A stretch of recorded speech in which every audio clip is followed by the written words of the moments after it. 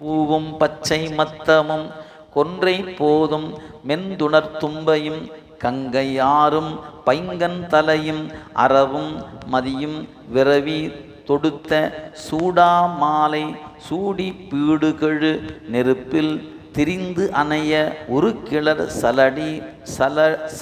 சடிலமொடு நான்முகன் கரந்த பால் நிற அன்னம் காணா வண்ணம் கருத்தையும் கடந்து சேன் இகழ்ந்து உலது ஒருவால் திருமுடி. இப்போ இறைவனுடைய கண் பார்வைக்கு மேலே இருக்கிற திருமுடியை சொல்கிறார். அதில் என்னெல்லாம் இருக்குது? அந்த பெருமான் நொச்சி பூ அணிந்திருக்கிறார். நொச்சி உங்களுக்கெல்லாம் தெரியும், சிறந்த மருத்துவ குணமுடைய இலை. நொச்சி பூ, நொச்சி இலை, நொச்சி பூ சூடியிருக்கிறார்.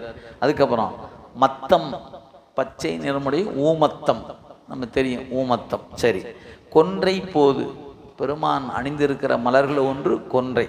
எனவே நொச்சி இருக்கிறது, ஊமத்தம் இருக்கிறது, கொன்றை இருக்கிறது, தும்பை பாருங்க, மென்துணர் தும்பையும்.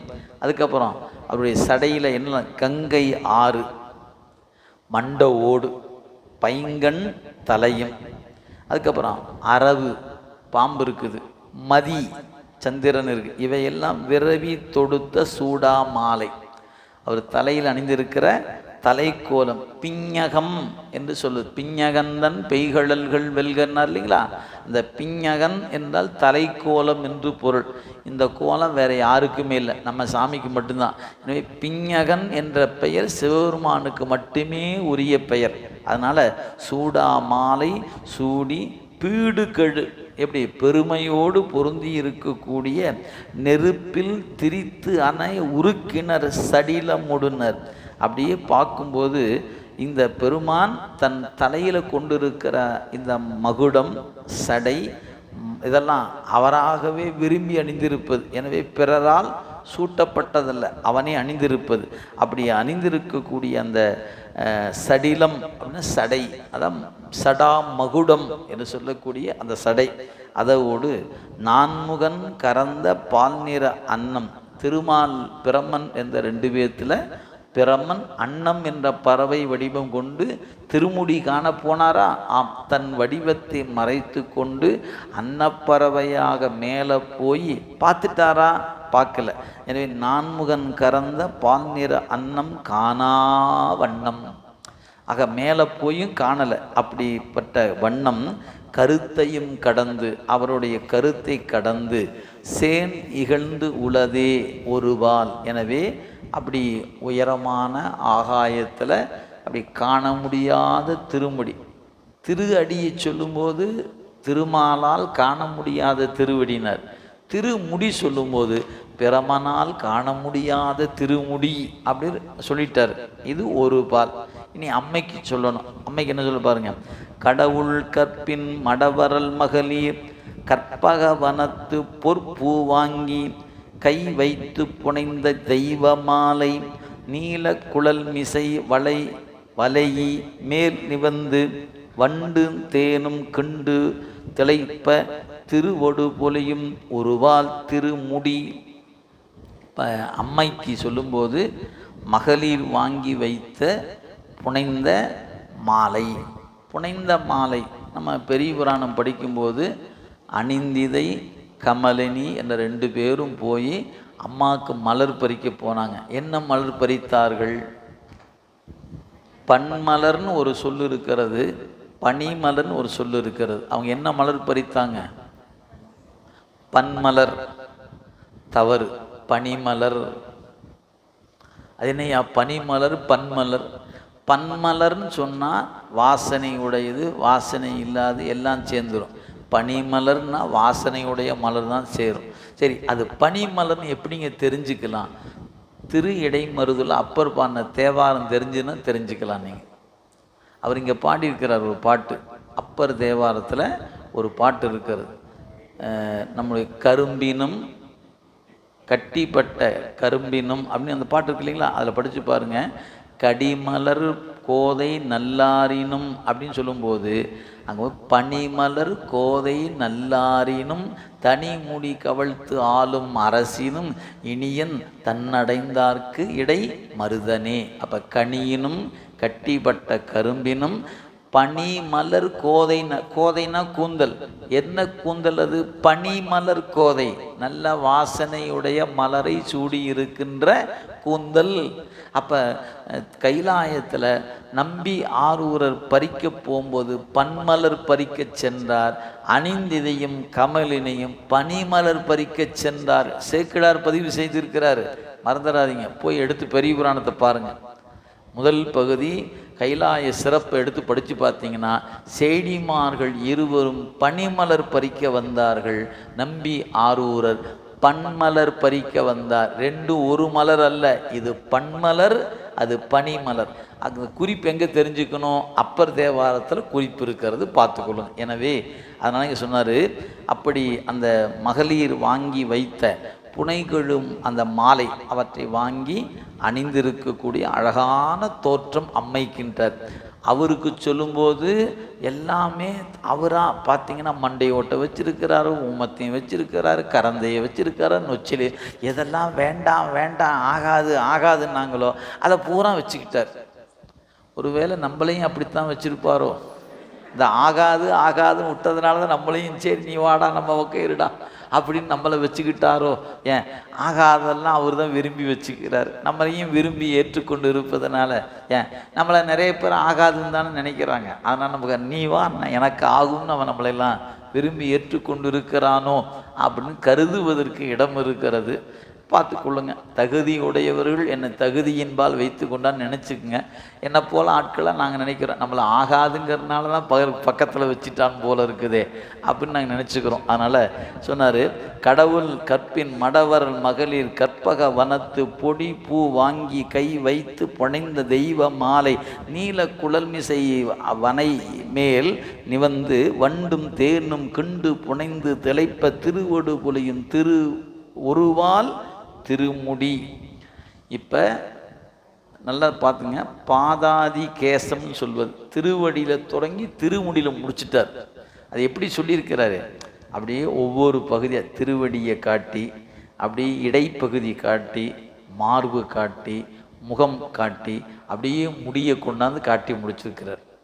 இத்தனையும் தனித்தனியாக சுவாமிக்கு அம்பாளுக்கு, சாமிக்கு அம்பாளுக்கு, சாமிக்கு அம்பாளுக்குன்னு பாதி பாதி பாதி பாதியை சொல்லி இப்போ மூடி வரைக்கும் வந்தாச்சு. இனி என்ன சொல்ல போகிறார் பாருங்கள்.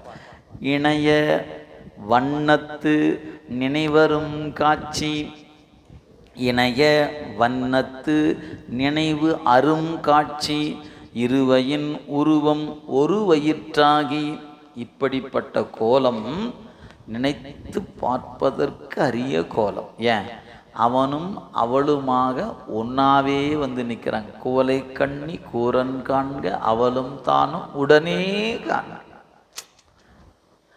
நீ முன்னாடி போமா நான் பின்னாடி வரேன் அப்படி இல்லை, ரெண்டு பேரும் ஒரே நேரத்தில் அப்படி வந்து நிற்கிறாங்க. எனவே இருவையின் உருவம் ஒரு வயிற்றாகி, இதுதான் மாதொரு பாகம் அப்படிங்கிற கோலம்.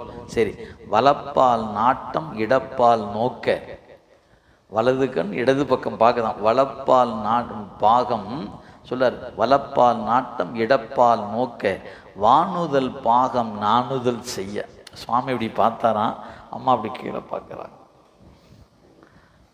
திருவள்ளுவர் சொன்னார் இல்லையா, நான் நோக்கும் யான் நோக்கும் வேலை நிலம் நோக்கும் நோக்காக்கால் தான் நோக்கி மெல்ல நகம். இது அந்த காலம்,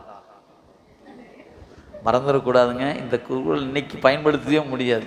இன்னைக்கெல்லாம் எப்படி தெரியுமா, நான் நோக்கும் போது நேர் நோக்கும், நோக்கவில்லை என்றால் ஏன் நோக்கவில்லை என்று கேட்கும். ஏயா நான் உன்னை பார்த்துக்கிட்டே இருக்கிறேன், நீ என்ன பார்க்காமலே இருக்கிற, என்ன நினச்சிட்டு இருக்கிற நீ அப்படின்னு கேட்குற காலம் இப்போ. அன்னைக்கெல்லாம் அப்படி இல்லை, நம்மளை ஒருத்தர் பார்க்குறாங்க தெரிஞ்சு தலை கீழே போயிடும். அதெல்லாம் அப்போவே மலையேறி போச்சு 10ஆம் நூற்றாண்டில். நாம் இருப்பது 21 இருக்கிறோம், மறந்துடக்கூடாது. அதனால் நிலம் நோக்குறாலாம் அம்மா. அது சொல்லார், வலப்பால் நாட்டம் இடப்பால் நோக்க வானுதல் பாகம் நாணுதல் செய்ய வலப்பால் திருக்கரம் இறப்பால் வனமுலை தைவந்து வருட மெய்மயிர் பொடித்து ஆங்கு உலகம் ஏலும் பன்முறை என்று மறுதிரம் கொண்ட ஒரு தனி கடவுள். இந்த அனைத்தெழுந்த நாதர்னு நீங்கள் கோயிலில் போய் பார்த்து சுவாமி அம்மையை அப்படி இப்படி அப்படி அப்படி போட்டு இப்படி அணைத்து நிற்பாருங்க. அந்த கோலம் சொல்றார். எனவே உலகமேலும் பன்முறையின்ற மறுதிடம் கொண்ட ஒரு தனி கடவுள் நின் திருவடி பரவுதும் யாமே. சுவாமி உடைய திருவடியை ரொம்ப நாளாக கும்பிட்டுட்டு இருக்கிறேன்யா, நெடுநாள். எப்படி ரொம்ப நாளாக கும்பிட்டுருக்கிறேன். எதுக்கு தெரியுமா? அடுத்த விஷயம் சொல்ல வர்றார். இறந்தும் பிறந்தும் இளைத்தனம். சாமி செத்து செத்து பிறந்துக்கிட்டு இருக்கிறேன். ஏன்? எல்லா பிறப்பும் பிறந்து இளைத்தேன் எம்பெருமா. புல்லாகி பூடாய் புழுவாய் மரமாகி பல்விருகமாய் பறவையாய் பாம்பாய் கல்லாய் மனிதராய் பேயாய் கணங்களாய் வல்லசுராய் முனிவராய் தேவராய் செல்லா நின்ற இத்தாவர சங்கமத்துள் எல்லா பிறப்பும் பிறந்து இளைத்தேன். சுவாமி என்னால் முடியல. அதனால் சொன்னார், இறந்தும் பிறந்தும் இளைத்தனம். சரி, என்னப்பா உனக்கு வேணும்? மறந்தும் மறந்தும் சிறை கரு பாசயம் சேரா. பாசயம் அப்படின்னு ஒரு வார்த்தை பயன்படுத்துகிறார் பார்த்தீங்களா? பாசயம் என்றால் சிறைன்னு பேர். மீண்டும் ஒரு தாயின் கருப்பைக்கு செல்லாத வரத்தை எனக்கு கொடு. இத்தனையும் அந்த ஒன்றுக்குத்தானுங்க. இவ்வளோ நேரம் போற்றுனியே, எதுக்குப்பா போற்றுன்னு கேட்டா, சாமி செத்து செத்து பிறந்து பிறந்து நான் சோர்ந்து போயிட்டேன். எனவே உன் திருவடிக்கு ஒரு சின்ன விண்ணப்பம். என்னப்பா அப்படின்னு கேட்டா, இனிமேல் ஒரு தாயினுடைய கருப்பை என்ற சிறைக்கு செல்லாமல் என்னை காப்பாற்றி கொடு. தான் வரமுங்க கேட்குறார். சிறை கருப்பாசயம் சேரா மரித்து புகா. அந்த சிறைக்குள்ளே போகாதவாறு என்ன பண்ணணும்? வாழ்வு பிறர் பொருட்டே. இப்போ ஏன் கும்பிட்டேன்னு தெரியுதா? உன்னை இவ்வளவு நேரம் புகழ்ந்து புகழ்ந்து சொன்னது எதுக்குன்னு கேட்டால், இன்னொரு தாயின் கருவுக்குள் போகாதவாறு காத்து அருள வேண்டும் என்று விண்ணப்பிக்கிறதுக்காகத்தான் சாமி இவ்வளவும் சொன்னேன் என்று பட்டினத்து அடிகள் இந்த பாடலில் போற்றுகிறார். சும்மா ஒரு பாட்டு தானுங்க, எவ்வளோ செய்தியை உள்ளுக்குள்ளே அப்படி பொதிந்து வைத்திருக்கிறார் அப்படிங்கிறத நீங்கள் பார்க்கலாம். இது முதல் பாட்டு. ஆக அந்த அகவற்பா என்ற வகையில் பெரிய பாடலாக ஒரு 74 வரிகள் இந்த பாட்டு. சரி, அடுத்த பாட்டு பாருங்கள், ரெண்டாவது பாட்டு. இது வெண்பால் அமைய பெற்ற பாட்டு. எப்போ வெண்பால் சின்னதாக தான் இருக்கும், செய்தி நிறையா இருக்கும். நம்ம அவ்வளோ விரித்து போக முடியாது. லேசாக அப்படி தொட்டு காட்டுறோம்ல, பாருங்கள். பொருளும் குலனும் புகழும் திறனும் அருளும் அறிவும் அனைத்தும் ஒருவர் கருதா என்பார்க்கும் கரைமிடற்றாய் தொல்லை மருதா என்பார்க்கு வரும். சார், இப்போ நீங்கள் உங்களுக்கு தெரிஞ்ச ஒரு பாட்டு சொல்ல, தனம் தரும் கல்வி தரும் ஒரு நாளும் தளர்வரியா மனம் தரும் தெய்வ வடிவம் தரும் நெஞ்சில் வஞ்சம் இல்லா இனம் இதெல்லாம் தரும் தரும் தரும் தரும். எது? வேறும் இல்லை, அபிராமி கடைக்கண்களே. எங்கள் அம்மா அப்படி லேசாக பார்த்தா போதுமையா அத்தனையும் தரும் அப்படின்னு இருப்பாருங்க. அது மாதிரி இங்கே சொன்னார், யார் ஒருவர் இடைமருதா இடைமருதா அப்படின்னு கருதுறாங்களோ அவங்களுக்கு எங்கள் சாமி என்ன கொடுப்பார் தெரியுமா? குலம் கொடுப்பார். அது முதல்ல பொருள் தருவார். பொருள், அதனால தான் அந்த உண்மை போட்டார். பொருள் தருவார். குலம், நல்ல குடியில் பிறப்பது, குடிப்பிறப்பு திருக்குறளில் காண்க. நீங்கள் அப்புறம் எதுக்குங்க சொல்ல வந்தீங்க? நான் தான் சொன்ன தொட்டு காட்டத்தான் வந்திருக்கிறேன். நான் உள்ளே போகலாம் வரல, நீங்கள் எடுத்து போய் பார்த்துக்க வேண்டிய. குலம்ங்கிற சொல்லுக்கு குடின்னு பேர். குடிப்பிறப்புன்னு ஒரு அதிகாரமே கொடுத்து, தோன்றிற் புகழோடு தோன்றுக அக்கு தோன்றி தோன்றா அது தோன்றாமை நன்று.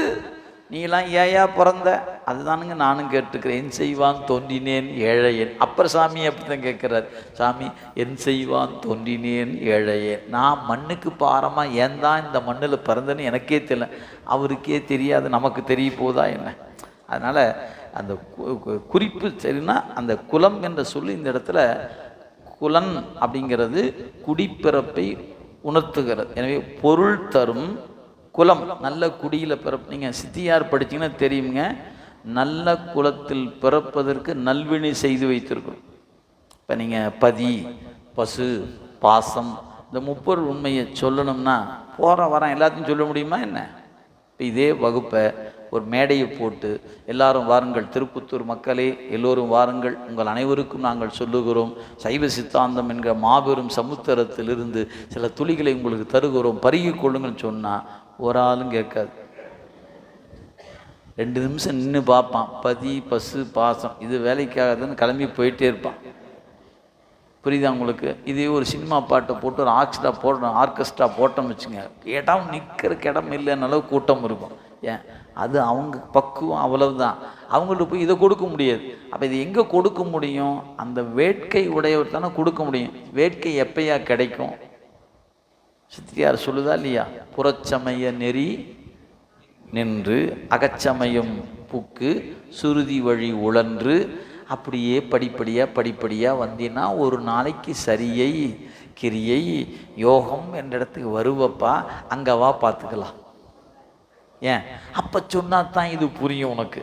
நீ சரியை கிரி யோகம் செலுத்தி இப்போ ஞானத்தை பெறுகிற இடம் வரும்போது பார்த்தா அப்போ பதி பசு பாசம்னா சொன்னால் கொஞ்சம் புரியும். நீ புறச்சமயத்தில் நிற்கும்போது நான் பதி பசு பாசம் சொன்னால் போங்க, ஏன் உங்களுக்கு வேலையில் அவன் சோத்துக்கு வழியில்லாமல் உட்காந்துருக்கிறான். நீங்கள் ஒன்றும் பதியாமா பசுவாமா பாசமா போங்க, பாயாசம் கிடைக்குமா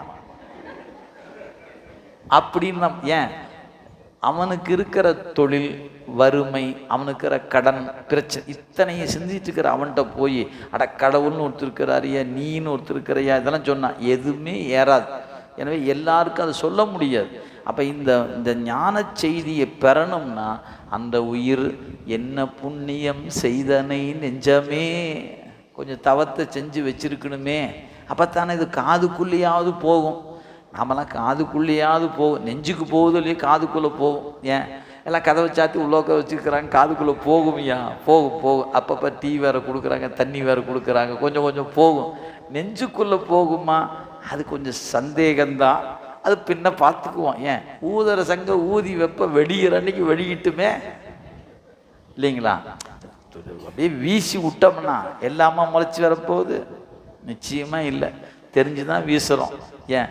ஏதாவது ஒரு நிலத்தில் போய் அது விழுந்து முளைச்சி வாராதா என்ன அப்படின்னு ஒரு நினைப்பில் தான் வீசப்படுகிறது. அது மாதிரி நல்ல கருத்துக்களை சொல்லி வைக்கிறோம். அது எப்போவாவது பயன்படும். எப்போ பயன்படுன்னு கேட்டால் நமக்கு சொல்ல தெரியாது, பயன்படும்.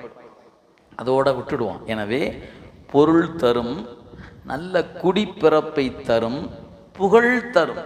அதுக்கப்புறம் திறன். இங்கே திறன் அப்படின்னு அர்த்தம் நாம் நினைச்சவாறு செய்து முடிக்கக்கூடிய ஆற்றலுக்கு திறன் என்று பெயர். எனவே திறனும், அது மட்டுமா அருளும். அருள் இருந்தால் போதுமான அறிவும். இதெல்லாம் என்ன? அனைத்தும் இத்தனையும் தருமா. பொருளும் குலனும் புகழும் திறனும் அருளும் அறிவும் அனைத்தும் ஒருவர் எது கருதா அப்படின்னா கருதா அப்படின்னா கருதின்னு அர்த்தம். விரும்பி என்ன சொல்லணும்? மருதா மருதா மருதவானா மருதீசா இடைமருதா அப்படின்னு கூப்பிட்டின்னா இதெல்லாம் வறுமையான்னாரு. இதைத்தான் திருவாசம் எல்லாம் தரும் காண். சிவம் என்ன தரும்? எல்லாம் தரும் காண்ட்டார். நீ ஏன் தனித்தனியாக சொல்லி போன பட்டியல் போ, நீயே போட்டுக்கிட்டார், நம்மகிட்டே விட்டுட்டார். உனக்கு என்ன வேணுமோ அது தரும். எனவே எல்லாம் தரும் காண் அப்படின்னு திருவாசம் சொல்லிச்சா இல்லையா? எனவே இந்த ஒரு பாடல் மருதா என்று சொன்னால் நமக்கு கிடைக்கும். என்ன கிடைக்கும்? எல்லாம் கிடைக்கும். பொன்னும் மெய்ப்பொருளும் தருவானை போகமும் திருவும் புணர்ப்பானை. கிடைக்குமா? கிடைச்சிருக்குதே. யாருக்கெல்லாம் பொன் கொடுத்துருக்கிறாரு? நாயன்மார் வரிசையில் பார்த்துன்னா குங்குலியை கலையருக்கு கொண்டாந்து குபேரன் கொண்டாந்து வீடு முழுக்க கூச்சிட்டான். வைக்கிறதுக்கு இடம் இல்லாத குடிச்சிட்டான்னா பார்த்துங்களேன், என்னென்னலாம் எங்கே பார்த்தாலும் மூட்டை மூட்டையாக கிடக்குது. ஏதாவது ஏப்பா கொஞ்சம் வச்சிருக்கலாமா? இல்லைங்க தலைவரை, எல்லாம் வைக்க முடியாத அளவுக்கு வச்சுட்டு வந்துட்டேன். சரி போ அப்படின்றார் இல்லைங்களா. அங்கே அன்பர் அங்கு இருப்ப நம்பர் அருளினால் அழகை வேந்தன் தன்பெரும் நிதியன் தூர்ந்து தரணி மேல் நெருங்க எங்கும் பொன்னும் குவையும் பொருவில் நலனும் பலனும் பொங்க மண் பெரும் செல்வம் ஆக்கி வைத்தனன் மனையில் நீட. மொத்தமும் செல்வ குவியலால் கடந்துச்சு. அவருக்கு கொடுத்தாரா? புகழ்துணை நாயனாருக்கு கொடுத்துருக்கிறாரா? கொடுத்துருக்கிறாரு. ஞானசம்பந்தருக்கு கொடுத்துருக்காரா? கொடுத்துருக்கிறாரு. நாவுக்கரசர் கொடுத்துருக்கிறாரா? கொடுத்துருக்கிறாரு. வேற யாருக்கு கொடுத்துருக்கிறாரு? சுந்தரமூர்த்தி சாமி கேட்கும் போதெல்லாம் கொடுத்துருக்கிறாரு. இப்போ சாமி காசு கொடுப்பார் ஐயா, நிச்சயமாக கொடுப்பார். அப்போ நம்ம பொன் தருவார், பொருள் தருவார். நல்ல குலத்தை நம்ம எல்லாம் பிறக்க வச்சிருக்கிறார். இல்லைன்னா நம்ம இந்த சித்தாந்தவுக்கு நாம் வந்திருக்க மாட்டோம். இந்த இடத்துக்கு வந்திருப்போங்கிறீங்க. இப்போ ஒரு வேளை நம்ம ஒரு சாதாரண ஒரு கேர் ஆஃப் பிளாட்ஃபார்ம் சொல்கிறாங்க பாருங்கள், அப்படிப்பட்ட பெற்றோருக்கு மகனாக பிறந்திருந்தோம்னா இங்கே உட்காந்துருப்போம். சாமி ஊசி வேணுமா, பாசி வேணுமா சாமி, இந்த வாங்கிட்டு போ சாமி அப்படின்னு ரோட்டில் நின்றுட்டுருப்போம். இங்கே உள்ளே வந்திருப்போங்கிறீங்க. ஏன்? அட வயிற்றுக்கு சோத்தை தேடணுமையா முதல்ல, அப்புறமேலு நீ நினைக்கிற கல்வி அதெல்லாம் அப்புறமேலு, முதல்ல எனக்கு சோறு கொடுத்தா போதும். அந்த இடத்தெல்லாம் தாண்டி நமக்கெல்லாம் பேங்க் டெபாசிட்டெல்லாம் போட்டு நல்லா ஹெவியாக போட்டு வச்சு வீட்டில் எல்லாரும் நீ போயிட்டு வா, 5 நாள் தானே போயிட்டு வா, இன்னும் 2 நாள் சேர்த்து இருந்துட்டு வா அப்படின்னு வீட்டுக்கு அனுப்பி, ஏன் தொல்லை போது போயிட்டு வான்னு அனுப்பிச்சிட்டாங்க. ஐயோ சாமி 5 நாளைக்கு நான் ஆனந்தமாக இருக்கலாம் அப்படின்னு வீட்டில் உட்காந்து நம்ம அனுப்பிச்சி விட்டாங்க இல்லைங்களா. நாமளாம் என்ன பண்ணிட்டோம், பரவாயில்ல நாமளும் தொல்லை முடிஞ்சுன்னு தான் உட்காந்துக்கிட்டோம். ஏன்? பாத்திரம் தேய்க்கிற வேலையில், துணி துவைக்கிற வேலையில், காப்பி போட வேண்டியதில், டீ போட வேண்டியதில், சமைக்க எல்லாம் தரும் திருமடம் சிவமடமே எல்லாம் கொடுக்குது. அது நமக்கு என்ன வேலை? வந்தோமா அப்படியே சிவசிவா சிவசிவா சிவ அப்படி திருநீர் எடுத்தோமா சிவசிவா சிவசிவானா எல்லாம் கொடுத்துருது சிவம். என்னங்க கவலை? இப்போ நமக்கும் கவலை இல்லை, வீட்டில் இருக்கிற ஆளுக்கும் கவலை இல்லை. எப்போ அந்த 5 நாளைக்கு இந்த வகுப்பு 1 மாதம் வைக்க மாட்டாங்களா அப்படின்னு அவங்களும் கேட்டுட்ருக்குறாங்க. நமக்கும் அப்படி தான் தோணுது. எங்க எப்படியாவது 1 மாதமாக வச்சிங்கன்னா மே 1ஆம் தேதி 30 நாள் வரைக்கும் நாங்கள் பாட்டுக்கு கம்மன். அவர் சொன்னார், ஐயா இந்த பெருசாக கட்டணம் கட்டின பிறகு வச்சுக்கலாங்க, இப்போதைக்கு அவ்வளோதான் இருக்குது இல்லையா. இந்த அளவுக்கு மகிழ்ச்சி. எனவே நமக்கு சிவம் என்ன தரும்? எல்லாம் தரும். அது இந்த பாட்டை சொல்லிட்டார். கரைமிடற்றான் தொல்லை மருதா இடைமருதா என்பார்க்கு எல்லாம் தரும். சரி, அடுத்த பாட்டு பாருங்க, 3வது பாட்டு. வருந்தேன் இறந்தும் பிறந்தும் மயங்கும் புலன்வழி போய், வருந்தேன் இறந்தும் பிறந்தும் மயக்கும் புலன் வழி போய், பொருந்தேன் நரகில் புகுகின்றிலேன் புகழ் மா மருதில் பெருந்தேன் முகந்து கொண்டு உண்டு பிரிதொன்றில் ஆசையின்றி இருந்தேன், இனி சென்று இரவேன் ஒருவரை யாது ஒன்றுமே. இந்த பாட்டில் என்ன சொல்றாரு? மருதீசருடைய பெருமையை அழகாக சொல்லுகிறார் நம்முடைய பட்டினத்தடிகள். புகழ் மா மருதில், பெருமை புரிய நம் பெருமக்களால் போற்றப்படுகின்ற திரு இடைமருதூர். புகழ் மா மருது அப்படின்னா எனக்கு முன்னிருந்த பெரியவர்களால் போற்றப்படுகின்ற திரு இடைமருது என்ற அந்த திருத்தலத்தில் பெருந்தேன் முகந்து கொண்டு, பெருமானுடைய கருணையை சிவானந்தம் என்று சொல்லும். சிவத்தில் இருக்கிற ஆனந்தம் சிவானந்தம் என்று பெயர். அந்த ஆனந்தத்தை தான் மாணிக்க வாசகர் தேன் தேன் தேன்னு சொன்னார். அவர் அப்படி தானே பாடிக்கிறாரு. 3வது பகுதி திரு என்ன பகுதி? 3வது போற்றி பகரோடு திரு அண்டப்பகுதி. 3 திரு அண்டப்பகுதி, 2 கீர்த்தி திரகவல், 3 திரு அண்டப்பகுதி. திரு அண்டப்பகுதியில் கடைசி பகுதி படிச்சிங்கன்னா அங்கே கொடுத்துருக்கிறார். எனது என்னில் கருணை வான் தேன் கலக்க. எனக்குள்ள தேனை கலந்துட்டார். அவருக்குள்ள கொடுத்தது என்ன கொடுத்தாரு? அவருக்கு சிவானந்தம் என்ற தேன் கொடுத்தார். அந்த தேனை சாப்பிட்டவருக்கு நமக்கு ஒரு தேன் கொடுத்தார். அவர் திருவாசகம் என்னும் தேன் கொடுத்தார். அவரு சாப்பிட்டது சிவானந்தம் என்ற தேன், ஆனால் நமக்கு வந்தது என்னது? திருவாசகம் என்னும் தேன். அவர் கொடுத்தது தான் நமக்கு கொடுத்தார். அப்போ அவருக்குள்ள கொடுத்தது எதுன்னு கேட்டால், எண்ணில் கருணை வான் தேன் கலக்க, அதுதான் கொடுத்துட்டார். சரி, இப்போ அந்த தேன் அப்படின்னு சொன்னார் இல்லைங்களா, அதை தான் முன்ன சொன்னார். நீங்கள் திருச்சதகம் படித்தாலும் சரி, அந்த இதில் இடையில ஒரு பதிகத்தில் சொல்வார், அந்த தேன் இருந்த அந்த இடை மருது சொல்லும்போது பொந்தை பரவினாம் பூவல்லி கொய்யாமோ. அப்போ அங்கே சொல்லும்போது இடை மருதை சொல்லும்போது அங்கே தேன் என்று தான் சொன்னார் இல்லைங்களா. அங்கே சொல்லும்போது அந்த தேன் பரவி, அதுதான் இங்கே சொன்னார், பெருந்தேன் முகந்து கொண்டு அந்த தேனை நாம் பருகின. எப்படியா பருகுவது? நீங்கள் நல்லா நினைவு வைத்து கொள்ளுங்க. சிவானந்தம் என்ற தேனை எவ்வாறு பருகுவது? எதில் பருகுவது? ஒரு டம்ளரில் பருகலாமா, சொம்பில் பருகிக்கலாமா, இல்லை கொஞ்சம் பெரிய அண்டாவாக கொண்டு வந்து, இல்லைன்னா நமக்கு தகுந்த குண்டாவாது கொண்டு வந்து இல்லைங்களா, ஒரு ஸ்டாப் போட்டு வச்சு, ஆஹா என்ன தேன், அருமையான தேன் அப்படின்னு பறிக்கலாமான்னு கேட்டால், இந்த தேன் வாயினால் பருகுகின்ற தேன் அல்ல. ஏன்? கண்ணார் அமுத கடல், கண்ணினால் பருகுகின்ற கடல். இது உண்ணுகிற தேன் இல்லைங்க, கண்ணில் பருகிற தேன் இது. அப்போ சிவானந்த தேனை நீங்கள் எங்கே பருகணும்? வாயில் பருகுன்னு நினச்சிடக்கூடாது.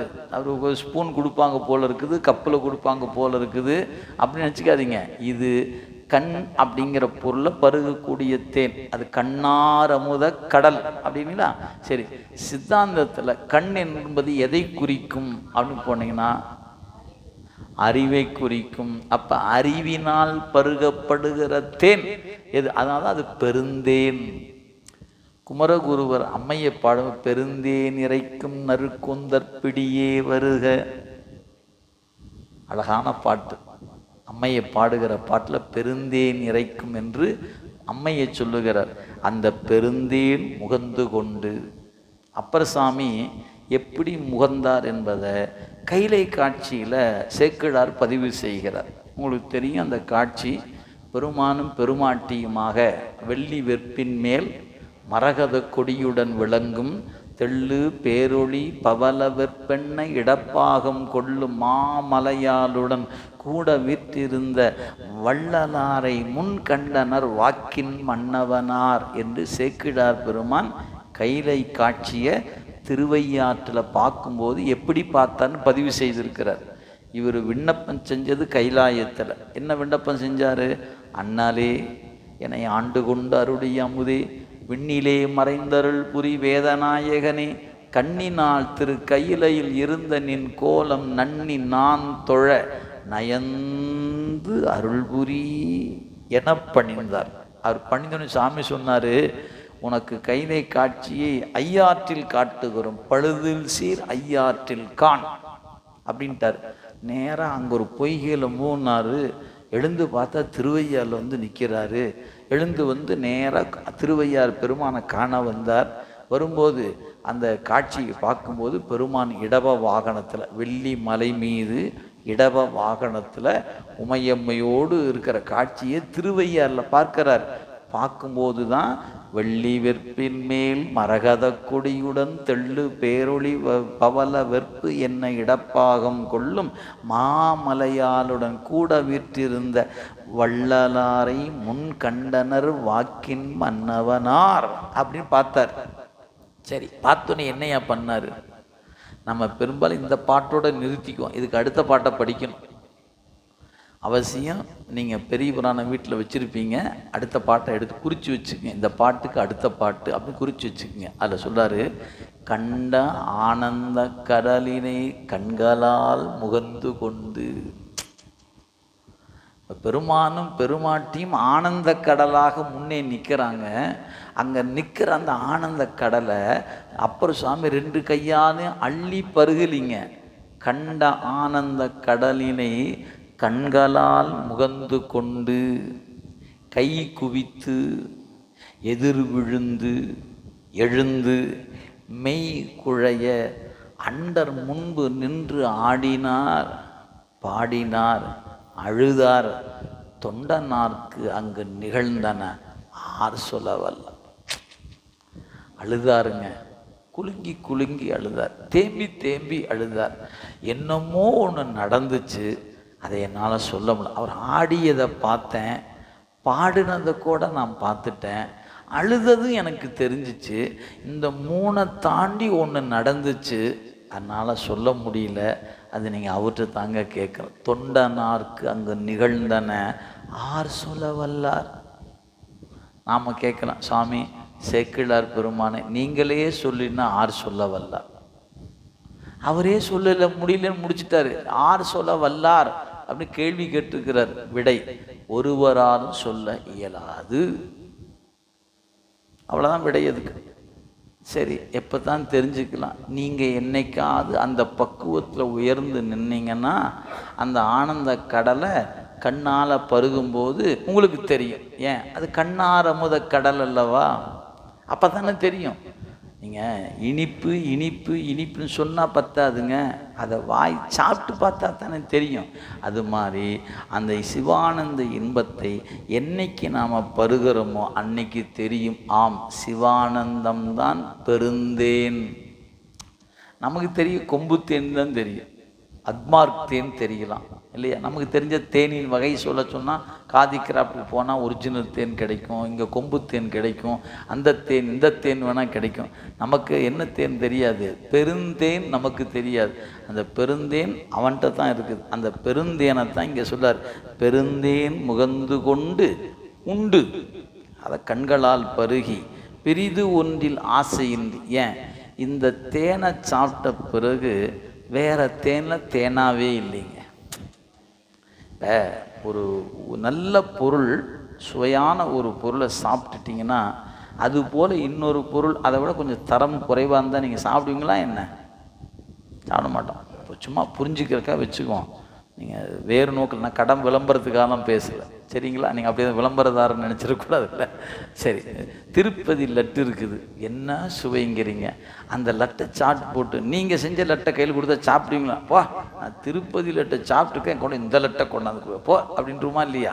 அது மாதிரி கிருஷ்ணா ஸ்வீட்ஸில் மைசூர் பாக்குன்னு சொல்கிறாங்க. அப்படியே தொண்டைக்கோழியில் போட்டால் அப்படியே கரைஞ்சி அப்படியே கீழே போகுது. நானும் தான் மைசூர் பாக்கு பண்ணேன், உடைக்கவே முடிய மாட்டேங்க, சுற்றி வச்சே உடைக்க மாட்டேன். ஏன்? அதுவும் மைசூர் பாக்கு தான், இதுவும் மைசூர் பாக்கு தான், அதுவும் மைசூர் பாக்கு. அதை ப்ரீனா எடுத்து உள்ளே போட்டோன்னே கரைஞ்சே போயிடுது. நம்ம போட்டோம்னா உடைக்கவே முடிய மாட்டேங்குது, கடிச்சோம்னா பல்லு போயிரு போல் இருக்குது. அதில் என்ன பண்ணுறது, ரொம்ப கஷ்டப்பட்டு அதை எடுத்து போட்டு வாயில் போட்டு ஊற வச்சோம்னா அப்புறம் மெல்ல மெல்ல மெல்ல மெல்ல கொஞ்சம் கொஞ்சமாக சாப்பிட முடியுது.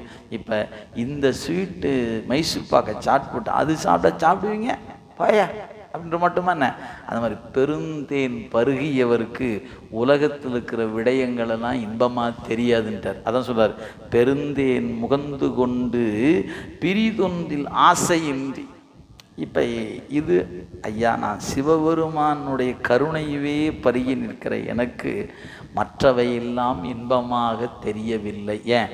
அவன்தான் இன்பம். இன்பமே உன்னை சிக்கன பிடித்தேன் எங்கெழுந்தருளுவது இனியே. பெருமானே, உன்னை நான் பருகி நிற்பதனால எனக்கு புலன் வழி பெறுகிற இன்பங்கள் இன்பமாக இல்லை. எனவே கண்ணில் பார்ப்பது, காதில் கேட்குது, மூக்குல நுகர்வு, இதெல்லாம் எனக்கு இப்போ என்னவா இல்லை. அது உன்னை பார்க்குற வரைக்கும், உன்னுடைய இன்பத்தை பருகிற வரைக்கும். எப்போ உன்னுடைய சிவானந்த இன்பத்தை நான் பருகினேனோ அன்னையோடு அந்த இன்பத்துக்கு நிகரானது எதுவுமே இல்லை என்பதனால என்னால் உலகியல் விடயங்களை நுகர முடியவில்லை. ஒரு கால் நுகர்ந்தாலும் அது இனிமையாக இல்லை. அதான் சொல்றார் பாருங்க, வருந்தேன் இறந்தும் பிறந்தும், நீ பிறப்பதற்கோ இறப்பதற்கோ வருந்தேன். ஏன்? மயக்கும் புலன்வழி போய் பெருந்தேன் நரகில் புகுகின்றேன். ஏன் புகுகின்றேன்னார்? ஏன்? பெருந்தேனை பருகிய காரணத்தினால நரகத்துக்கு நான் இனி செல்ல மாட்டேன்னார்.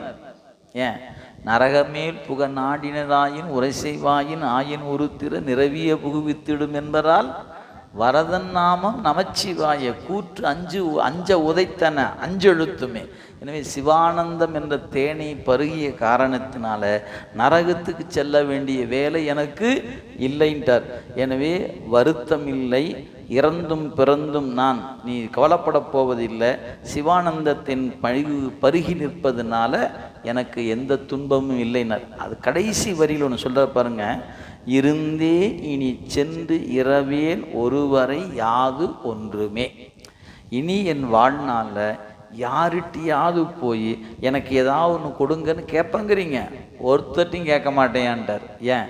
அடப்போடா, எங்களுடைய பெருமான் எனக்கு பெரும் தேன் தந்திருக்கிறார், அந்த இன்பத்துக்கு முன்னாடி வேறு எதுவுமே இன்பம் இல்லை, எனவே நான் எதை பற்றியும் கவலைப்பட மாட்டேன்.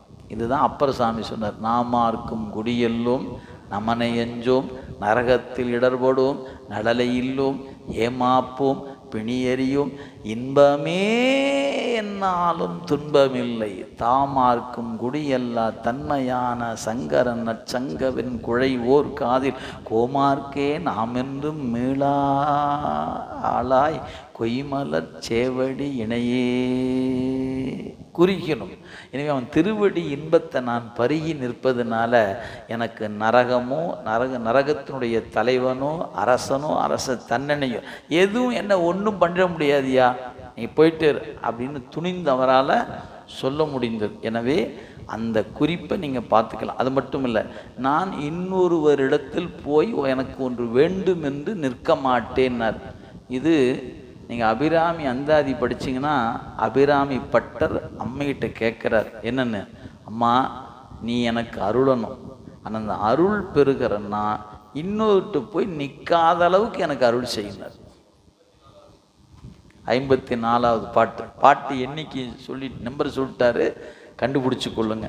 இனி நான் இன்னொருவர் இடத்து சென்று இறந்து நிற்கக்கூடாது அப்படின்னா முருகப்பெருமான்ட்ட அருணகிரினார் தான் கேட்டேன், கரவாவகை ஈகுவையோ முருகா நீ எனக்கு கொடுக்கணும். எப்படி தெரியுமா கொடுக்கணும்? மொத்தமாக கொடுத்துடணும், ஏதாவது மறைச்சி கொடுத்துடாத. ஏன்? நான் போய் 10 இன்னொரு ஆள்கிட்ட போய் நிற்கக்கூடாது. அப்போ நான் எப்படி கொடுக்கணுமா? கொடுக்கணும். இதுதாங்க கொடை. வள்ளல் அப்படின்னு சொன்னால் என்ன தெரியுமா பொருள்? உங்கள்கிட்ட ஒருத்தர் சும்மா புரிந்ததுக்காக நான் சொல்கிறேன், ஒருவர் தன் வீட்டில் தன்னுடைய வீட்டில் இருக்கிற குழந்தைக்கு திருமணம் அப்படின்னு ஒரு உதவி கேட்க நம்மகிட்ட வரார். என்னப்பா உதவி? எல்லாம் கேட்டோம், பத்திரிகை வாங்கியாச்சு, பார்த்தாச்சு, என்னென்ன எனக்கு கொஞ்சம் பணம் தேவைப்படுது, கொஞ்சம் உதவி செய்யணும்னு கேட்குறாரு. சரி, எவ்வளோ வேணும்? ஒரு 10 லட்ச ரூபா எனக்கு தேவை இருக்குதுன்னு சொல்லலாம் வச்சுங்களேன். நாம் என்ன பண்ணுவோம்? எங்கிட்ட ஒரு 10,000 ரூபா இருக்குது, இந்தா வச்சுக்க, இல்லை ஒரு 50,000 இருக்குது, 1 லட்சம் அப்படி கொடுப்போம். மீதி அவ்வளோதான்ப்பா நம்மளால முடியும். அதுக்கே கையெழுத்து வாங்க, நோட்டை வாங்க, சொல்லிட்டு உருட்டு எல்லாம் முடிச்சுட்டு பண்ணி கொடுப்போன்னு வச்சுக்கோங்க. அதுக்கு பேர் கடன் கொடுத்தல் பேர். கொடை என்று சொன்னால் எப்படி இருக்கணும்? இங்கே பாரு 10 லட்ச ரூபா அங்கிங்க பெய்திட்டு வேலை போய்ப்பார், இந்த 10 லட்சம் வச்சுக்க. ஏன்? கொடுக்கும்போதே இன்னொருத்தன்ட்ட போய் நிற்கிற அளவுக்கு அந்த நிலையை கொடுக்காம மொத்தத்தையும் எவன் கொடுக்குறானோ அவனுக்கு பேர் தான் வள்ளல்னு பேர். வள்ளல்னா யாருன்னு கேட்டிங்கன்னா, இன்னொருவர் இடத்துல போய் நிற்காத வண்ணம் கொடுக்கணும். அப்படி கொடுப்பதில் நம்முடைய சிவபெருமான் வள்ளல், மறந்துடாதீங்க. அதை கொடுப்பதில் யாரு? நம்ம பெருமான் வள்ளல் பெருமான். அவன் யார் சொன்னான்? தேவாரம் பூரா சொல்லுதே அவனை வள்ளல் வள்ளல் வள்ளல்னு. திருவாசகம் சொல்லுதே அவனை வள்ளல்னு. வான் பழித்து மண் புகுந்து மனிதரை ஆட்கொண்ட வள்ளல், வள்ளலாரை முன்கண்டனர் வாக்கின் மன்னவனார். எத்தனை இடம் வேணும்? தேவாரம் எடுத்து புரியுங்க. வள்ளல் அப்படின்னா மூவரும் சொல்லியிருக்கிறாங்க சுவாமியை வள்ளல்னு. சேக்கிழார் வள்ளல்னு காட்டுகிறார். அப்படின்னா நம்ம பெருமான் யாரு? வரையாது வழங்குவதில் அவன் வள்ளல். அதனால் இறந்தேன் இனி சென்று நான் ஒருவரை யாதொன்றுமே, எனவே நான் இன்னொருவர்கிட்ட போய் நிற்க மாட்டேன் அப்படின்னு அபிராமி பட்டரும் கேட்கிறார், அருணகிரிநாதரும் கேட்கிறார், பட்டினத்து அடிகளும் கேட்கிறார். மருதா நீ எனக்கு அருள வேண்டும், உன்னுடைய அருளை பெறுகிற நான் இனி ஒருவர்கிட்ட போய் நிற்க மாட்டேன்ட்டார். நிற்கிற மாதிரி கொடுத்துறாதுன்னு அவர் கேட்கல. நீ கொடுத்திருக்கிற பெருந்தேனை பருகிய காரணத்தினால் நான் வருந்தேன், நரகம் புகேன், இன்னொருவர் பக்கம் போய் நிற்க மாட்டேன். ஏன் நீ அவ்வளோ பெரிய கருணை எனக்கு தந்திருக்கிறாய் பெருமானே என்று இந்த 3வது பாட்டு சொல்லுகிறது. இப்போ 3 வகையான பாலையும் 3 பாட்டு பார்த்துருக்கோம். எப்படி கொஞ்சம் மேலோட்டமாக பார்த்துருக்கோம். இது மாதிரி இன்னும் 27 பாட்டு பார்க்கணும். சரிங்களா? நமக்கு அவ்வளோ பார்க்கறதுக்கு நேரம் இல்லை. இன்னொரு பாட்டை கொஞ்சம் பார்ப்போம். சரி, அடுத்த பாடல் எதை பார்க்கலாம் அப்படின்னு பார்த்தீங்கன்னா, நீங்கள் நம்மளுடைய அந்த பெருமானிடத்தில் ஒரு குறிப்பு, நீங்கள் மற்ற பகுதிகள்லாம் நீங்கள் கூட பார்க்கணும். அப்படியே மெல்ல பார்த்து கொண்டே வாங்க. இதில் நமக்கு 4வது பாட்டில் ஒரு செய்தி, நான் கடைசி பகுதிக்கு வந்துடுறேன். ஏன்னா முன்னாடியெல்லாம் இறைவனுடைய புகழ் நீங்கள் அப்படியே பாடிக்கொண்டு பார்த்து கொண்டு வாங்க. இப்போ அந்த பெருமானிடத்தில் அவர் கேட்கக்கூடிய ஒரு வரம் என்னன்னு பாருங்கள். 30வது வரிக்கு வாங்க. அந்த 4வது பாட்டில் 30வது வரியிலிருந்து வாங்க. கீழே 31 கடத்தல் யான் பெறவும் வேண்டும் அப்படின்னா இல்லைங்களா? அந்த பெருமான்கிட்ட இறைவன்கிட்ட அவர் கேட்கக்கூடியது என்ன வரம் அப்படின்னு கேட்டிங்கன்னா, இங்கிருந்தே வந்துடலாம். அதாவது பெருமானுடைய சிறப்பை சொல்லிக்கொண்டே வருகிறார். அப்படி பிறக்கும் பொழுது அந்த உயிர் பிறந்து இறந்து எப்படிலாம் இருக்கிறது, ரொம்ப நல்ல அருமையான வார்த்தைகள் இருக்குது பாருங்கள். அப்படி படிக்க படிக்க எப்படி சொல்லி சொல்லி மகிழ்கிறார் பட்டணத்து அடிகள் என்று நம்ம பார்க்க முடிகிறது. அவர் பயன்படுத்தி இருக்கின்ற அந்த சொற்கள் அவ்வளோ அருமையான சொற்களை பயன்படுத்துகிறார். நான் ஒரு 10வது வரியில் பாருங்கள், 9வது ஆரணன் தொடர பூரண புராண நாரணன் அறியா காரண கடவுள் சோதி சுடரொளி ஆதி தனிப்பொருள் ஏகநாயக யோகநாயக யான் ஒன்று உணர்தல் உளதே யான் முன் அனந்த யான் உன் முன் அகன்ற இடம். அதாவது அந்த அனந்தலை உலகத்து அனந்த யோனியில் பிறந்து என்னென்ன 84 லட்ச யோனி பேதம் அனந்த யோனியில் பிறந்துளி பிறவாது கரங்கொளி சுழன்றுளி. அதாவது செத்து செத்து பிறக்கிறோம். அனந்த யோனினர் எண்ணற்ற யோனியில் பிறந்து இறந்து உழன்றிருக்கும். நம்ம நூலில் படிக்கிறோம் 4 வகை தோற்றம் 7 வகை பிறப்பு 84 லட்ச யோனி பேதம்னு இருப்பாருங்க. அதான் அனந்த யோனியில் பிறந்துளி இனி பிறவாது கரங்கோ என சுழன்று தோற்றம் பொழுதின் சுற்றம் அவ்வாறு கூடிய நிலையில் சுற்றத்து ஈற்று துன்பத்து வரையுறு தமர் துயரமும் வானூறு துயரம். என்னென்ன துயரம்ங்கிறார்? வரை ஒரு யாயுரு துயரம் யானூறு துயரமும் இறக்கும் பொழுதின் அறம்பெரும் துன்பம் நீ நீ அல்லது அறிதற்கு யாரே. அதாவது நான் செத்த போதும் பிறந்த போதும் ஒவ்வொரு பிறப்பிலும் நான் பட்ட துன்பங்களை என்னை விட அறிந்தவன் நீ தான், வேற யார் இருக்கா? அந்த வரிகள் பாருங்கள். நான் ஒவ்வொரு பிறப்பிலும் நான் துன்பப்பட்டிருக்கிறேன். அந்த இப்போ நம்மளை எடுத்துக்கொள்வோமே, நாம் கடந்த பிறப்பில் ஏதோ ஒரு பிறப்பில் இருந்திருப்போம். அந்த பிறப்பில் துன்பப்பட்டிருப்போமா? பட்டிருப்போம். ஞாபகம் இருக்குதா? இப்போ இல்லை. ஆனால் நம்ம பட்ட துன்பத்தை யார் தெரிஞ்சிருக்கிறான்? அவன் தெரிஞ்சிருக்கிறான். எனவே நான் பிறவிதோறும் பிறந்து இறந்து இறந்து உலருகின்ற இந்த சுழற்சியில் நான் பட்ட துயரத்தை என்னை விட நீயே அறிந்திருப்பான். என்ன அழகு பாருங்களேன்! சுவாமிகிட்ட எப்படி அவர் பெருமான்கிட்ட கேட்கிறார். எனவே நான் படுகிற துன்பம் என்னை விட நீ தான் அறிந்திருப்ப. நீ அல்லது அறிஞர் யாரே, உன்னை தவிர யாரையா தெரியும். ஆதலால் யான் இனி பிறத்தல் ஆற்றேன். சாமி, நான் ரொம்ப துன்பப்பட்டிருக்கேன்னு உனக்கே தெரியுமில்ல. யார் எனக்கு தெரியாது, ஆனால் உனக்கு தெரியும் நான் துன்பப்பட்டதெல்லாம். எனவே உன்னிடத்தில் ஒன்று கேட்டுக்கிறேன், இனி என்னால் பிறக்க இயலவில்லை பெருமானே, ஆற்றேன். அகுது ஆன்று எப்படின்னார், உற்பவம் துடைத்தல் நிற்பிடித்து அல்லது பிரிதொரு நெறியின் இல்லை. அதாவது பிறவா வகை ஈகுதல் உன்னை தவிர இன்னொருத்தருக்கு இல்லை. ஏன் மற்றவங்களாம் என்ன வேணாலும் கொடுக்கலாம், ஆனால் மீண்டும் பிறவாதிருக்கிற நிலை கொடுக்கிற வாய்ப்பு சிவபெருமான் ஒருத்தரால் மட்டும்தான் கொடுக்க முடியும். ஏன், அவன் பிறவா யாக்கை பெரியோன் என்பதனால். சும்மா நீங்கள் கந்த புராணத்தில் ஒரு செய்தி உண்டு, சும்மா புரிஞ்சுக்கிறக்கா சொல்கிறேன். இப்போ பிரம்மன் இருக்கிறார், நம்ம அவருக்குன்னு பிடிச்ச நாளில் போய் ஒரு அர்ச்சனை பண்ணி விளக்கெல்லாம் ஏற்றி வச்சு உளுந்து அவருடைய மந்திரத்தெல்லாம் சொல்லி பிரம்மதேவருடைய மந்திரத்தை படித்து அப்படியே ஒரு உருட்டி 108 508 1008ன்னு போட்டு மந்திரத்தை சொல்லி சொல்லி நின்று போய் கையெடுத்து கும்பிட்டு என்ன கேட்குறது அப்படின்னு கேட்டால் அவர்கிட்ட போய் நின்று, சாமி செத்து பிறந்துட்டேன், நீங்கள் தான் என் தலையெழுத்தெல்லாம் எழுதுகிறவர், இன்னொரு தடவை எழுதாமல் கொஞ்சம் காப்பாற்றுங்க சுவாமி அப்படி போய் கேட்டிங்கன்னு வச்சுக்கலேன், அவர் என்ன பண்ணுவார், அதை பாஸ் பண்ண முடியுமா என்ன? அந்த ரைட்ஸ் அவர்கிட்ட இல்லை. நீங்கள் கொண்டு போய் கொடுத்துருவீங்க விண்ணப்பத்தை, அவர் என்ன பண்ணுவார், நான் பரிந்துரை வேணால் செய்யலாம் அப்படின்னு என்ன பண்ணுவார், அவர் லெட்டரை கொண்டு போய் சிவருமான்ட்டு தான் கொடுக்கணும். புரியுதா உங்களுக்கு? இல்லைன்னா என்ன தெரியுமா சொல்லுவாங்க, இந்த நீதிமன்றம் சொல்லுவாங்க, இந்த வழக்கு எங்கள் அதிகாரத்தின் கீழ் இல்லை, எனவே இந்த வழக்கு தள்ளுபடி செய்யப்படுகிறது அப்படின்ட்டுருவாங்களா இல்லையா? ஏன் நீ அங்கே போய் கேட்குறது இங்கே கேட்டால் எப்படியா இருக்கும் அப்படின்னு கேட்பல.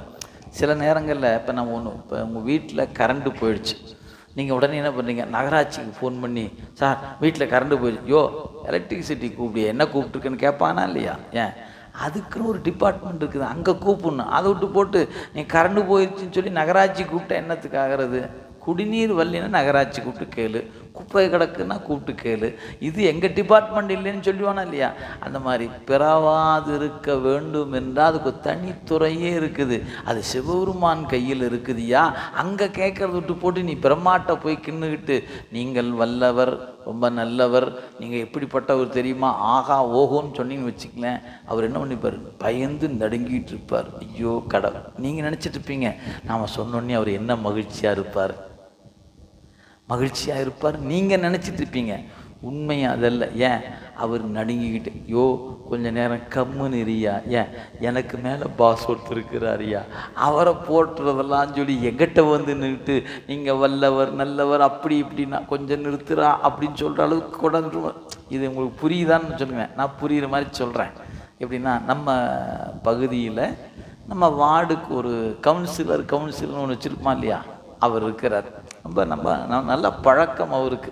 அவரை பார்த்து நம்ம தலைவா அப்படிமோ, அவரும் ரொம்ப மகிழ்ச்சியாக அவர் வணக்கம் சொல்லுவார். நாம் எப்பவுமே அவரை தலைவானே கூப்பிட்டு பழகிட்டுன்னு வச்சுக்கோங்களேன். சரி, இப்போ இந்த வார்டு கவுன்சிலர் இருப்பார் இல்லையா, அவர் ஒருத்தர் தலைவான்னு கூப்பிடுவார். யாரை கூப்பிடுவார், நகர்மன்ற தலைவரை கூடுவார். ஏன், அந்த ஒரு 30 வார்டுக்கு அவர் தானே தலைவர், தலைவரே அப்படிம்பார். நம்ம தலைவா அப்படிமா, அவர் தலைவரே அப்படிம்பார். சரி, இந்த நகரமன்ற தலைவர் அவருக்கு ஒரு தலைவரை கூப்பிடுவார். யார், மாவட்ட வட்ட செயலாளர் அப்படின்னு ஒரு கிளை பொறுப்புலாம் இருப்பாங்க பாரு. அப்புறம் மொத்தமாக அந்த இயக்கத்துக்கு ஒரு தலைவர் இருப்பார் இல்லையா. இப்போ இயக்கத்தின் தலைவர் சீட்டில் உட்கார்ந்துருக்கிறார். நீங்கள் சும்மா கற்பனையில் நினச்சிக்கங்க, அந்த இயக்கத்தினுடைய தலைவர் மேலே உட்கார்ந்துருக்கிறார். அப்புறம் அந்த மாவட்ட பொறுப்பாளர், வட்ட பொறுப்பாளர், நகர பொறுப்பாளர், அதெல்லாம் போய் இந்த கவுன்சிலரும் அங்கே இருக்கிறார். நீங்கள் அந்த பக்கம் போகிறீங்க, போனோடனே நம்பால் இருக்கிறார், தலைவா அப்படின்னு வச்சுக்கங்க. அவர் மகிழ்ச்சி அடைவார். ஏன், ஓ எல்லாத்துக்கும் மேலே தலைவன் அங்கே இருக்கிற, நீ என்ன தலைவான்னு கூப்பிட்டு நம்ம பதவிக்கு வெட்டு வச்சிருவான் போல இருக்குது, கொஞ்சம் கம்முன்னு எரியான்னு சொல்லுவானா இல்லையா. நடைமுறை சிந்திச்சு பாருங்க நீங்கள்.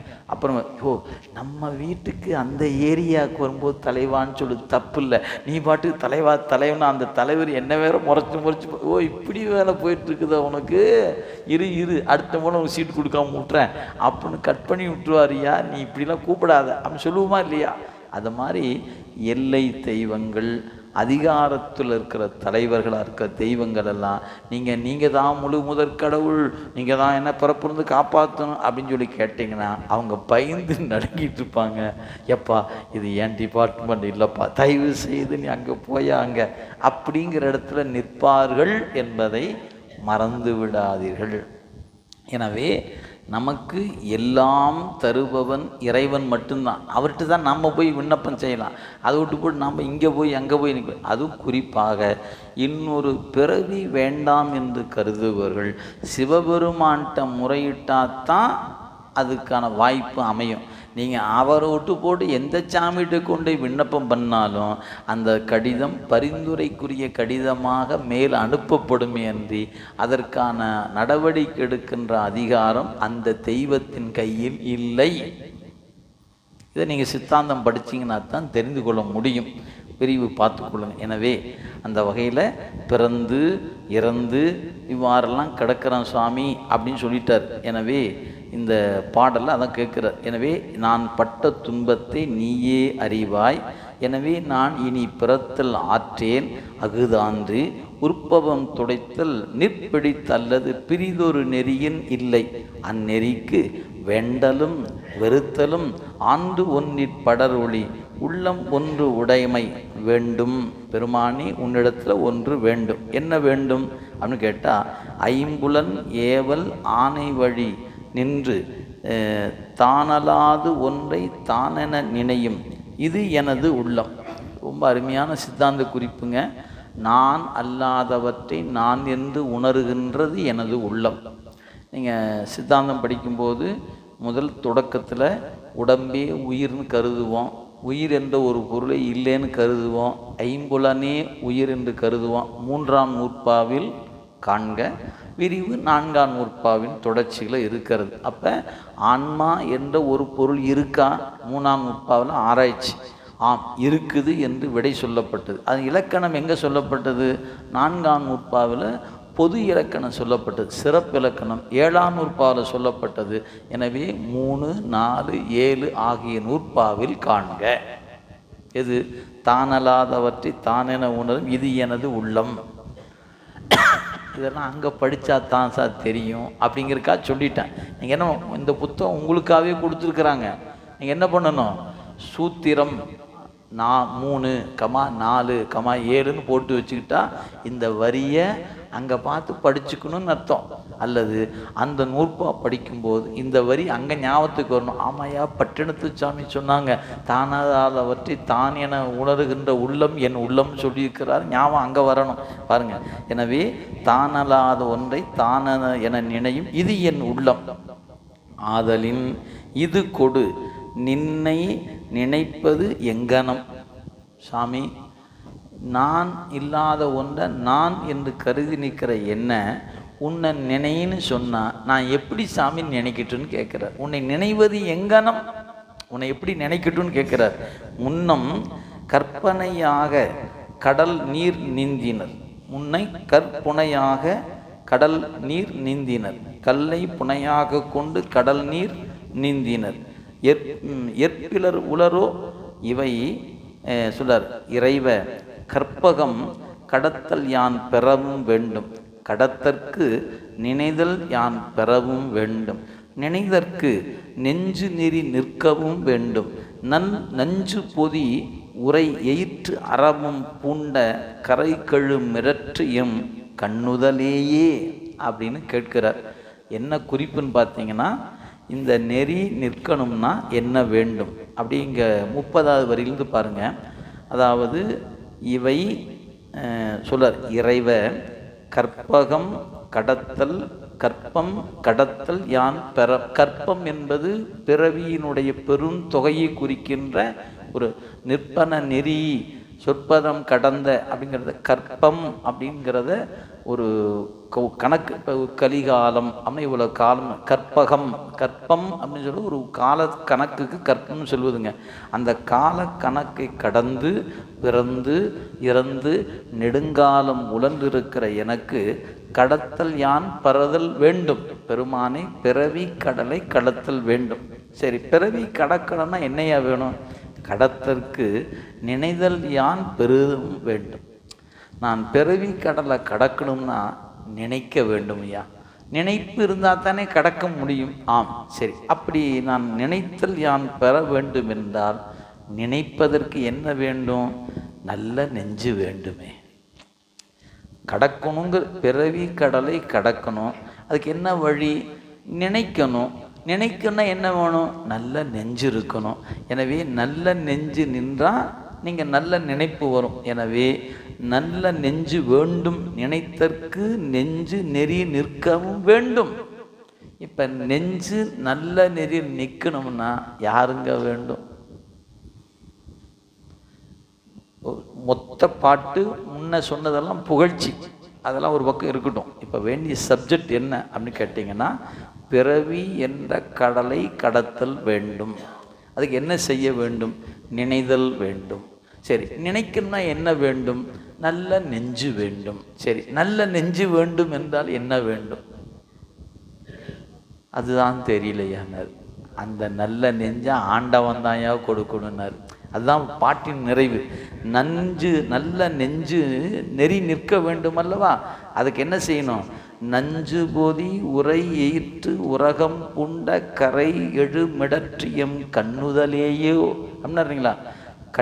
அந்த கரை கண்டனாக நெற்றிக்கனுடைய பெருமானாக இருக்கிற நீ எனக்கு என்ன பண்ணணும்? நல்ல நெஞ்சை கொடுக்க வேண்டும் என்று வேண்டுகிறார். அப்படிங்கிற ஏன்? அவன் அருளாலே அவன் தாழ் வணங்கி. ஏன்? நினையுமாறு நினையே, பணியுமாறு பணியே, பாடுமாறு பாடே. இப்போ நம்ம நெஞ்சு நினைக்கணும்னா முதல்ல அவன் நம்மளை நினைக்கணும். இந்த பையன் நம்மளை கொஞ்ச நேரம் நினைக்கட்டும் அப்படின்னு நினச்சார்னா நாம் நினைப்போம்.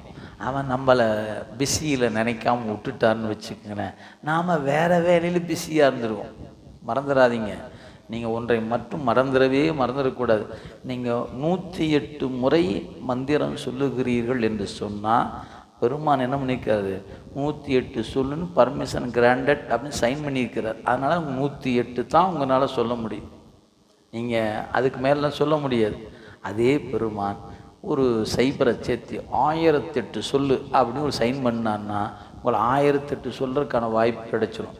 அவன் நினைந்தால் மட்டும்தான், அவன் நினைப்பை கொண்டு தான் நாம் நினைக்க முடியுமே அன்றி நீங்கள் அவர் நம்மளை மறந்துட்டார் நான் நினைப்பேன் அப்படின்னு நினைக்க முடியுமானா? அது உலகியலில் வேணால் நம்மளை ஒருத்தர் நினச்சிட்டு இருப்பார், நாம் அவரை மறந்துருப்போம்.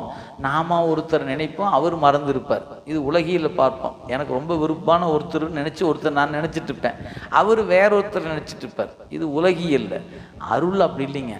அவன் என்னை நினைந்தாதான் நான் அவனை நினைக்க முடியும். ஒருவேளை அவன் என்னை மறந்து விட்டால் நான் அவனை நினைக்க முடியுமான்னு கேட்டால் ஒருபோதும் நினைக்க முடியாது. அதைத்தான் 9ஆம் திருமுறை ஆசிரிய பெருமக்கள் நுகருமாறு நுகரே, பாடுமாறு பாடே, பணியுமாறு பணியே அப்படின்னு ஒவ்வொரு வரியும் சொன்னாங்க. அப்போ நான் உன்னை பாட வேண்டும் என்று நீ பாடு, நான் உன்னை நினைய வேண்டும் என்று நீ நினை, நான் உன்னை பணிய வேண்டும் என்று பணி. நீ என்னை பணிச்சினா தான் நான் பணிய முடியும். அதுதான் அப்பர் சாமி ஆட்டுவித்தால் ஆறு ஒருவர் ஆடாதாரே, அடக்குவித்தால் ஆறு ஒருவர் அடங்காதாரே அப்படின்னு அந்த பாட்டில் காட்டுவித்தால் ஆறு ஒருவர் காணாதார். அவன் காட்டுன்னு முடிவு பண்ணிட்டான்னா நீ பார்க்காம இருக்க முடியாது. அதே சமயத்தில் அவன் காட்ட முடியாதுன்னு முடிவு பண்ணிட்டான்னா முத்திக்கு உழன்று முனிவர் குலா நனி வாட தலைகீழான்னு பார்க்க முடியாது, கடன்னு போயிடுவார். எனவே அவன் கருதினால்தான் நாம் அவனை காணும். அதனால் அவர் பெருமான்கிட்ட கேட்குறார், பிறவி கடல் கடக்கணும்னா நினைப்பு வேண்டும், நினைப்பு வேணுமென்றால் நெஞ்சு வேண்டும், அந்த நெஞ்சு நல்லதை நினைக்க வேண்டும் என்றால் நீ வேண்டும் பெருமானே.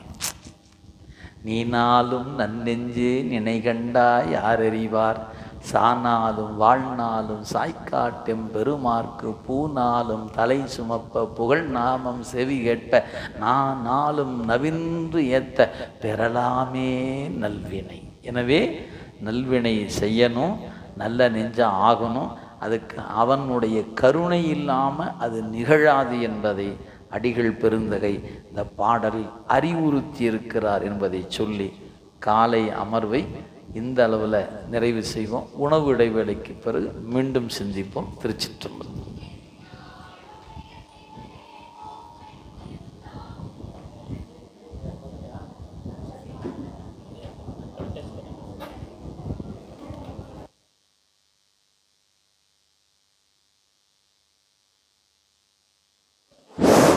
தென்னாடுடைய சிவனே போற்றி, எந்நாட்டவர்க்கும் இறைவா போற்றி.